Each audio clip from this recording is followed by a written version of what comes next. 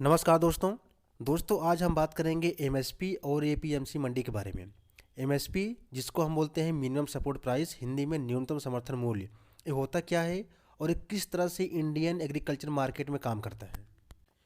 जब किसान अपने खेत में जो फसल उगाते हैं और उसको जब मंडी में बेचने लेके जाते हैं और उसको सही दाम नहीं मिल पाता उनको, तो उसके लिए बहुत कारण हो सकते हैं कि उनको दाम सही नहीं मिल रहा है।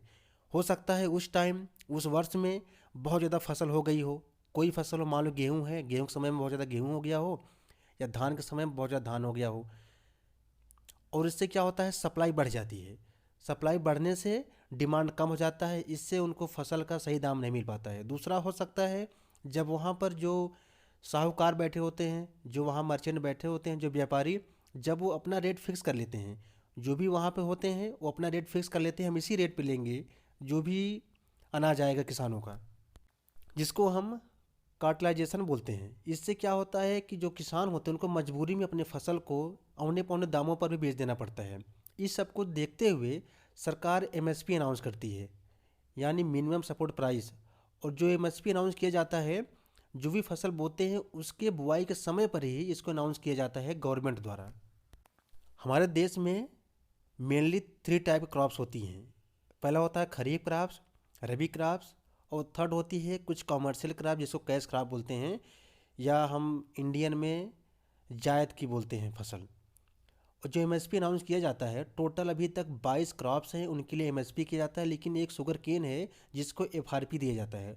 टोटल 23 फसल हैं, 20 एमएसपी के लिए, और एक शुगर केन जो गन्ना होता है उसके लिए एफआरपी होता है, जिसमें से 14 फसल खरीफ क्रॉप्स की होती हैं, 6 रबी क्रॉप्स की, और 3 अदर होती हैं कमर्शियल क्रॉप जिसको बोलते हैं। खरीफ क्रॉप को, जिसको हम गर्मियों में उगाते हैं मानसून सीजन में, जैसे धान हो गया, ज्वार हो गया, बाजरा, रागी, अरहर, मूंग, उड़द, ये सभी होते हैं जो ये खरीफ क्रॉप्स होती हैं। रबी क्रॉप जो होता है इसको हम ठंडियों में उगाते हैं, जैसे गेहूँ हो गया, चने हो गए, सरसों हो गया, ये सबको हम रबी क्रॉप्स बोलते हैं।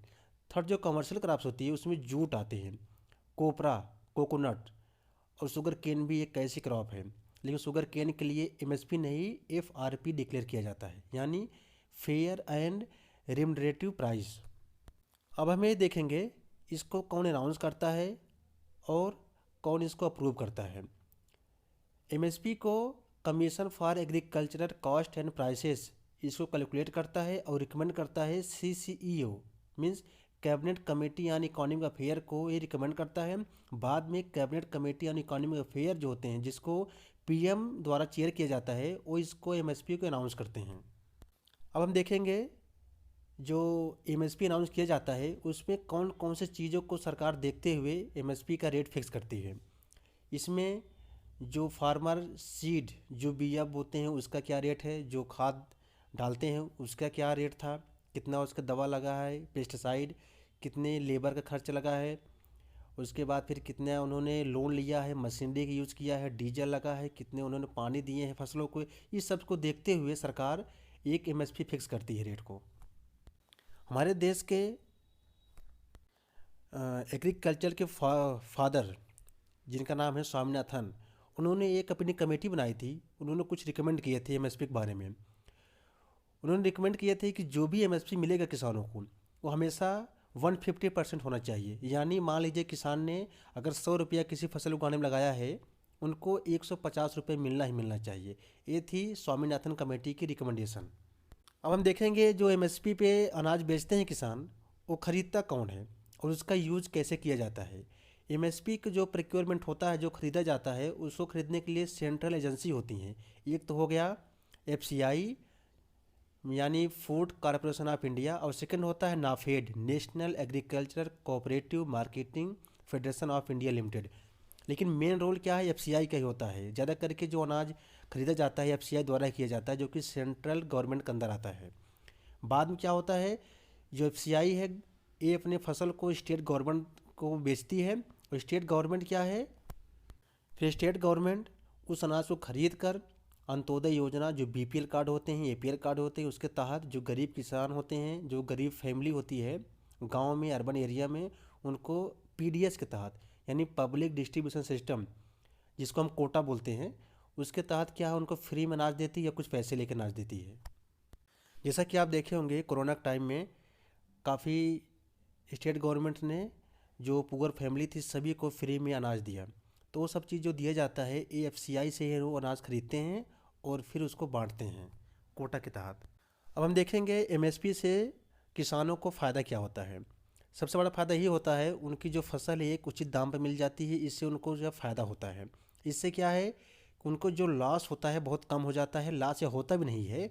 और ये आगे फसल बोने के लिए हमेशा क्या है कि एक्साइट रहते हैं कि हम अगली फसल उगाएंगे। नहीं तो क्या होगा, अगर मान लो उनका नुकसान हो गया तो ये फसल उगाने के लिए मना कर सकते हैं, हम नहीं उस फसल उगाएंगे। इससे क्या हमारा जो FCI गोदाम जो फसल बहुत कम आएगी अनाज, और हमारे जो देश में हंगर जो है भूखमरी और फैल सकती है। इसीलिए क्या है कि सबसे बड़ा फ़ायदा यही है MSP का, जो किसानों को उचित दाम मिल जाता है और इससे प्रोडक्शन हमारे देश में और बढ़ती है। इस तरह से हमारे देश की इकोनॉमी भी बूस्ट करती है और बढ़ती है। इसके कुछ देखेंगे लिमिटेशन क्या है, MSP के लिमिटेशन क्या है। लिमिटेशन सबसे बड़ा यही है कि सबसे ज़्यादा जो सरकार MSP देती है वो अधिकतर गेहूँ और चावल के लिए ही देती है, राइस एंड व्हीट के लिए।